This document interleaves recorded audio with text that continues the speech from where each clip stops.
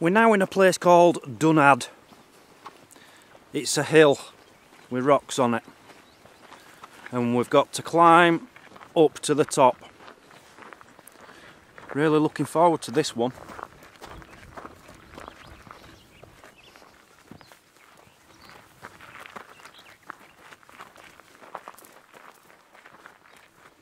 You can't see it very well, but this is an artist's impression of what this place would have looked like back in the 7th or 8th century. It was a hustling and bustling, it was like the heart of the kingdom. This was the place to be. And they've done lots of excavations here, found gold things and lots of stones with carvings on and stuff. But look at it now, it's just a hill. So here you have a well, which according to legend, the water level rose with the tide. Whether there's any truth in that or not, I don't know, because we're nowhere near any tides. Okay, we're on top of a hill. What's it called again? Dunadd Hill. And there's nothing here now. It's just like a hill in the middle of nowhere.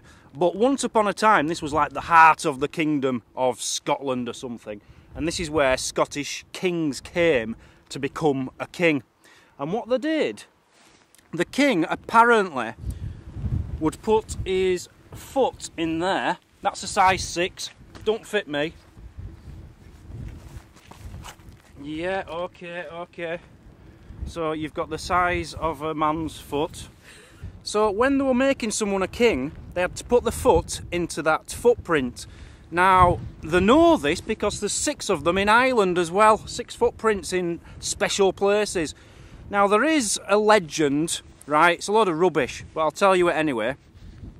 There's a legend that there's a guy called Ossian, okay? He was a hero. So this guy leapt from over there, on top of that hill, 1 kilometre away, and he leapt all the way over here without touching the floor, which is where I think the story's rubbish, because I don't think that's possible. And he landed here. This is where his foot landed, and that's why there's an imprint, because it came down with such a big thud. He made a big imprint in the stone here. And since then, people have come here to be made kings. Not anymore, but they used to do. Did I get all that right? Yeah. So they didn't just put the foot in there, they also had to have a drink from the well, what do they call it? The Cup of Kings. The Cup of Kings, look at this, look at this! They had to have a drink out of that cup. How they do that, I don't know, because you can't lift it up. It's not like a cup, it's just like a hole in the ground with a crack in the bottom, so water wouldn't stay in there anyway. Yeah, this story's falling to bits. You know, men jumping 1 kilometre over mountains, footprints with kings, and yeah, it's a load of rubbish. It's a load of rubbish. It's just a hill in the middle of nowhere. But they have done excavations here and found some really cool stuff. Apparently the guy who jumped from over there to over here, he were a giant. And I'll find out more about him further up the coast. But he lived in a cave at Glencoe or something. And something to do with giants, causeway and babies and stuff. I don't know. But yeah, a giant landed there. Cool place. One thing I did forget to mention, guys, this whole stone of, what do they call it? The stone of Inauguration.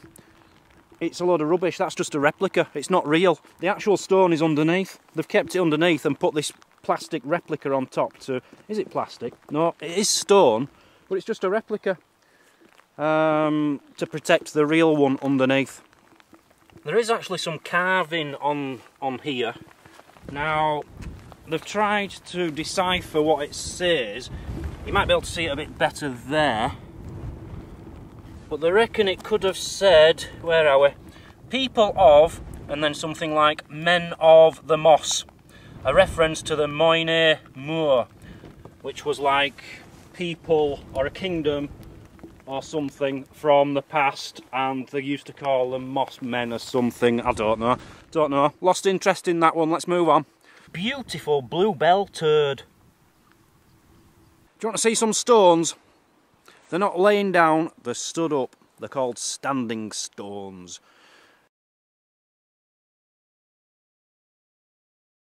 Now, a slight little argument about what this place is called.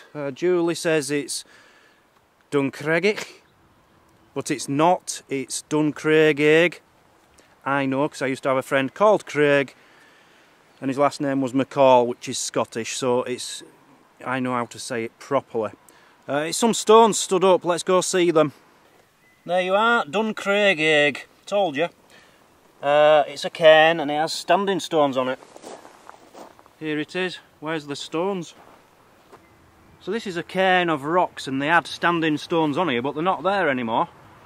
I've just found this. Now, I bet the archaeologists don't even know that's there, because you have to bend right down to find it. So I've just discovered that underneath the cairn.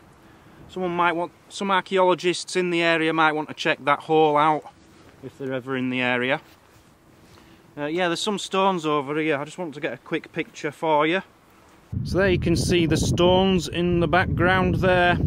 Apparently one of the most archaeologically important ancient stones. Oh, there's some people there, or some stones moving. In Scotland. So now they've brought me to some more standing stones. I'll have to be honest with you, they're not that impressive.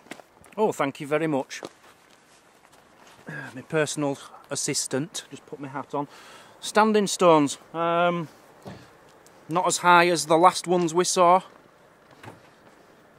Okay, we've come into a field full of standing stones, but they seem to be very random. You've got two over there, two over there. There were like some over there. There's 20 in the area apparently. There's like a little circle of 4 there. They're just random. And we've just been saying, maybe they weren't put there by ancient people 5,000 years ago as they're trying to claim. Maybe they're just stones which just happen to have ended up like that. That's from the early Bronze Age, when they used to play football. That was when football was invented. Here you've got, you know, it's like I've just been saying, why do we get excited about standing stones? Because every stone is just as old as a standing stone. Just because it's stood up doesn't really make it any more exciting, does it? But this one's pretty cool. Yeah, my assistant's just pointed it out to me. Look at this. You know what's... Look at that. It's got all these holes in there. Now that's from, I don't know, someone with a ball, throwing a ball against it constantly. You know how you did it?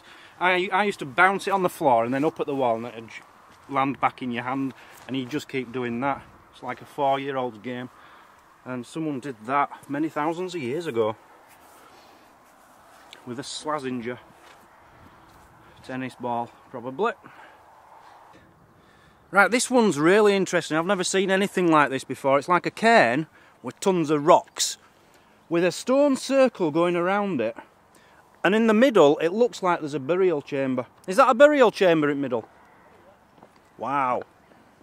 Yeah, I've never seen anything like this before.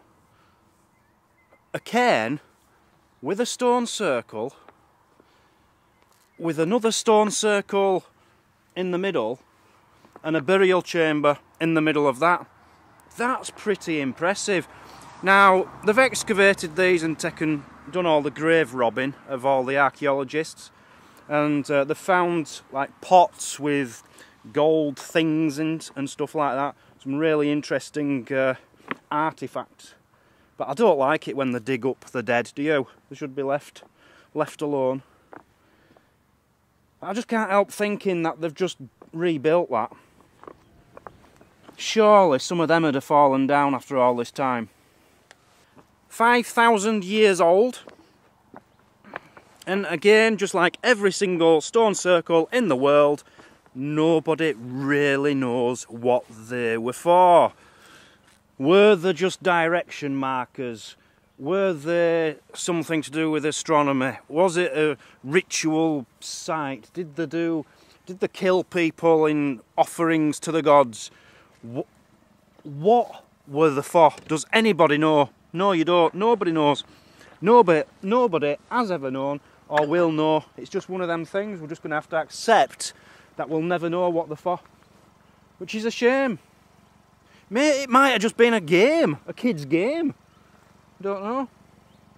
Another burial chamber. This one's called La-di-da, something like that. Nether Large, sorry. South Cairn.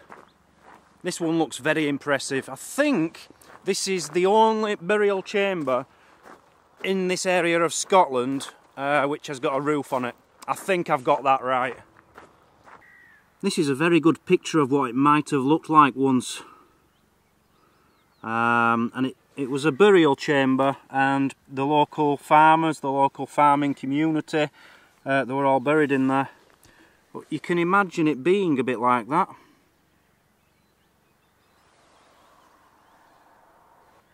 There's a list here of things which they actually found.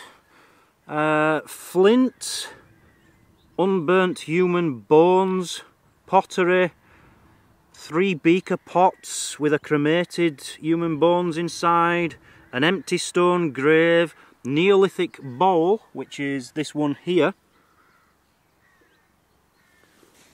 burnt human bones with broken quartz pebbles, flint knives and arrowheads. There's one of the arrowheads, and there's a beaker found here.